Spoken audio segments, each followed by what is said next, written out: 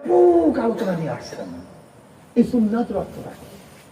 এই সুন্নাতের অর্থ আল্লাহ পাকের নিজাম, আল্লাহ পাকের কানুন, আল্লাহ পাকের নিয়ম। অর্থাৎ গোটা আলমকে, গোটা দুনিয়াকে আল্লাহ পাক যেই নিয়মে, যেই পদ্ধতিতে, যেই প্রক্রিয়া চালান, তুমি এর পরিবর্তন করতে দেখবা না। বুঝেন নাই? অনেক উদাহরণ দিলে বুঝতে পারবেন, উদাহরণ দিলে ক্লিয়ারলি বুঝতে পারবেন, উদাহরণ দিলে ক্লিয়ারলি বুঝতে পারবেন। আপনার আমার বাবা আছে কি নাই? মা আছে কি নাই? আদমের বাবা কি? কথা বলেন। আদমকে কি বানাইছে? আপনাকে আমাকে কি বানাইছে? তাই যে মাওলা আদমকে বাপ মা ছাড়া বানাইতে পারলো, সে মাওলা আপনাকে আমাকে বানাইতে পারতেন না? বলেন না কেন? কি নাই? কথা বলে দেখেন, কি নাই? কথা বুঝে নিয়ম নাই, বাংলা কথা বুঝবেন, বুঝবেন না কেন? আচ্ছা বলুন যে আগুনের মধ্যে পড়লে মরবেন না বাঁচবেন? তা নবী ইব্রাহিম আলাইহিস আগুনের মধ্যে পড়ে মরলো না কেন? আপনি আমি তো মরতাম, কিন্তু নবী ইব্রাহিম বললেন না কেন? এটা আল্লাহ পাকের খোদা, খুব ভালো বুঝবেন। একটা আসবাব আর রব, একটা রব আর একটা আসবাব। সমস্ত আসবাব রবের অধীনে, কিন্তু রব আসবাবের অধীনে না। আগুনে পড়লে মানুষ মারা যায়, এটা আসবাব স্বভাব। আগুনের তাসির হলে মানুষকে পুরায়া দেওয়া, কিন্তু রব স্বভাবের ঊর্ধ্বে। রব যদি বলে খবরদার আগুন পোড়াতে পারবি না, আগুনের বাবার ক্ষমতা নেই পোড়াবার। আল্লাহ হলো রব, আগুন হলো স্বভাব। কথাটা বুঝাতে পারি নাই? রব বলছে খবরদার পোড়াবি না, ওর 14 গোষ্ঠীর ক্ষমতায় নাই নবী ইব্রাহিমকে পোড়াবে। উনি হলো রব, আগুন স্বভাব। কথাটা বুঝাতে পারি নাই? কিন্তু আল্লাহ পাক রব বলে স্বভাবের মধ্যে ক্রিয়া রাখছেন, কেউ পড়লে মরবা। আমি চাঁদা আদায় করব, আমি ক্ষমতায় যাব না, আমি মাওলাকে পাবো, আমি জান্নাতে যাব। আমি মাওলার হুকুম আগাম এই দেশের মধ্যে জারি করার জন্য রক্ত দিয়ে দেব। আমি মাওলার আহকামকে বাস্তবায়ন করার জন্য, নবীর সুন্নাতকে কায়েম করার জন্য আমি জীবন দিয়ে দেব। আল্লাহর কসম করিয়া বলিয়া তুই গেলাম, নবী আলাইহিস সালাতু ওয়াস সালাম ফরমান, যেই ব্যক্তি শহীদ হওয়ার কামনা করে, শহীদ হওয়ার নিয়াত করে, খালেস নিয়াতে, মাওলা হে তুমি আমাকে শহীদি মৃত্যু দান করিও, অহুয়া মা তাআলা ফিরাশি ভাওয়া শহীদুন। যদি ইখলাসের সাথে মাওলার কাছে শহীদি মৃত্যু কামনা করে, ওই ব্যক্তি যদি তার বিছানায় মারা যায়, আমার মাওলা তাকে শহীদের মর্যাদা দান করিয়া দিবে। সবাই বলেন সুবহানাল্লাহ। এই মাত্র তোমাদেরকে হাদিস শুনাইলাম, যুদ্ধের ময়দানে মারা যাওয়ার পর সে শহীদ না, আর বিছানায় মারা গেল সে শহীদের মর্যাদা পাবে। কারণটা কি? ওই যেই ব্যক্তি যুদ্ধের ময়দানে মারা গেছে, তার কলব ঠিক করতে পারে নাই, তাজকিয়া হয় নাই, ইখলাস ছিল না। আর যেই ব্যক্তি বিছানায় মারা গেছে, তার কলবটা ঠিক হয়ে গেছে। এর জন্য তুমি কেন বুঝো না? ফাওয়াইলুল লিল মুসাল্লিন আল্লাযীনা হুম আন সালাতিহিম সাহুন আল্লাযীনা হুম ইউরাউনা ওয়া ইয়ামনাউনাল মাউন। ওই নামাজীকে নামাজ জাহান্নামে নিয়ে যাবে, যে জাহান্নামী মানুষকে দেখাবার জন্য নামাজ পড়বে। অর্থাৎ কলব ঠিক নাই, কলব ঠিক নাই। এজন্য কলবকে ঠিক করো।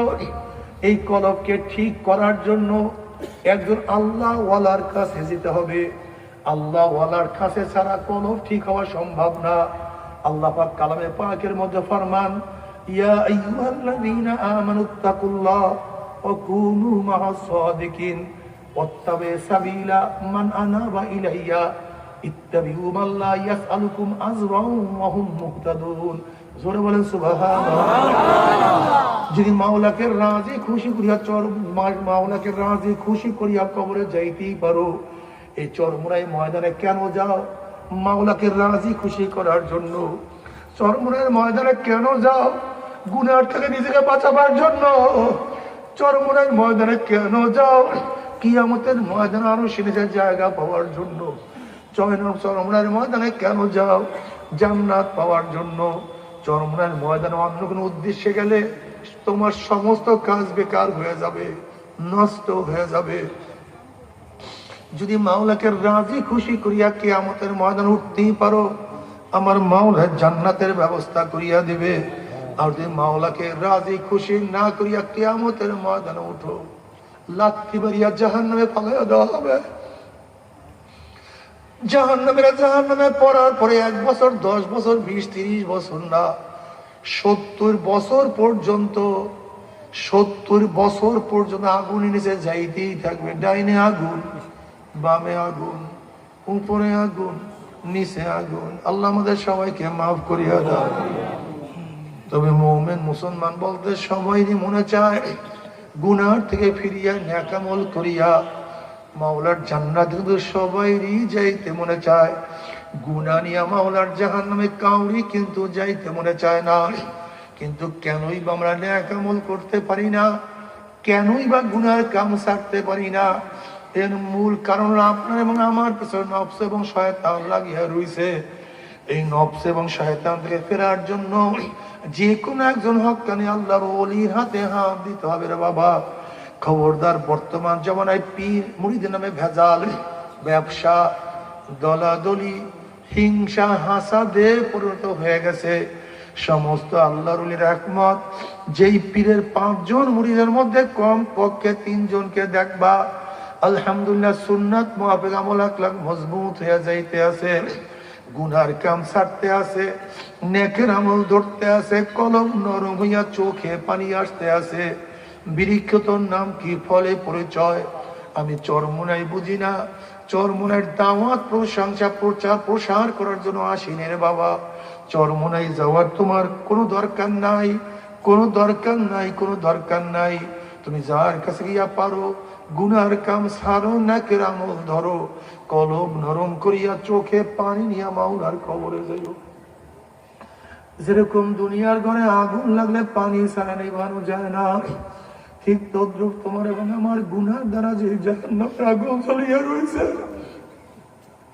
তোমার আমার গুনার দ্বারা যে জাহান্নামের আগুন জ্বলিয়া রয়েছে, চোখের পানিও ছাড়া কিন্তু জাহান্নামের আগুন নিভানো সম্ভব না। কাজে আমার জন্য দোয়া চাই, আমিও দোয়া করি। সবাই সবার জন্য প্রাণ খুলিয়া দোয়া করো, যেন কিয়ামতের ময়দানে গলাগলি বাঁধিয়া মাওলা একসাথে জান্নাতে যাওয়ার তৌফিক দিয়া দাও। আল্লাহুম্মা আমিন।